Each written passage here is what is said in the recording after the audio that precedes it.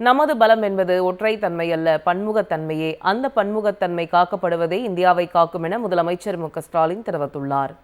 குடியரசு தினத்தையொட்டி முதலமைச்சர் மு.க.ஸ்டாலின் வெளியிட்டுள்ள வாழ்த்துச் செய்தியில், பரந்துபட்ட இந்தியா எண்ணற்ற மொழிகள், இனங்கள், பண்பாடுகள், நம்பிக்கைகள் தழைக்கும் நாடு என குறிப்பிட்டுள்ளார். வேற்றுமையில் ஒற்றுமை என்பது நூற்றாண்டுகள் கடந்த நாட்டுணர்வு பண்பு என்றும் தெரிவித்துள்ள முதலமைச்சர், நாம் அனைவரும் சுயமரியாதை உணர்வுடன், நம்பிக்கையுடன், சுதந்திரத்துடன் வாழும்போது ஒட்டுமொத்த இந்தியாவும் ஒரு சேர உயர்கிறது என்றும் குறிப்பிட்டுள்ளார். இந்தியாவின் ஒவ்வொரு மொழியும், இனமும், பண்பாடும் தனித்துவமானவை. அவை ஒன்றை ஒன்று மதித்து வளப்படுத்துகின்றன என்றும் தெரிவித்துள்ள முதலமைச்சர், நமது பலம் என்பது ஒற்றைத்தன்மை அல்ல, பன்முகத்தன்மையே. அந்த பன்முகத்தன்மை காக்கப்படுவதே இந்தியாவை காக்கும் என்றும் உறுதிபட தெரிவித்துள்ளார்.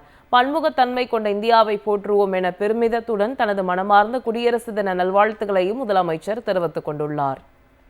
நமது பலம் என்பது ஒற்றைத்தன்மை அல்ல, பன்முகத்தன்மையே. அந்த பன்முகத்தன்மை காக்கப்படுவதே இந்தியாவை காக்கும் என முதலமைச்சர் மு.க.ஸ்டாலின் தெரிவித்துள்ளார். குடியரசு தினத்தையொட்டி முதலமைச்சர் மு.க.ஸ்டாலின் வெளியிட்டுள்ள வாழ்த்துச் செய்தியில், பரந்துபட்ட இந்தியா எண்ணற்ற மொழிகள், இனங்கள், பண்பாடுகள், நம்பிக்கைகள் தழைக்கும் நாடு என குறிப்பிட்டுள்ளார்.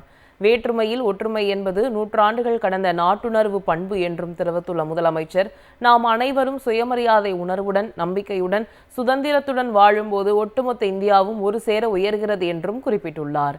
இந்தியாவின் ஒவ்வொரு மொழியும், இனமும், பண்பாடும் தனித்துவமானவை. அவை ஒன்றை ஒன்று மதித்து வளப்படுத்துகின்றன என்றும் தெரிவித்துள்ள முதலமைச்சர், நமது பலம் என்பது ஒற்றைத்தன்மை அல்ல, பன்முகத்தன்மையே. அந்த பன்முகத்தன்மை காக்கப்படுவதே இந்தியாவை காக்கும் என்றும் உறுதிபட தெரிவித்துள்ளார்.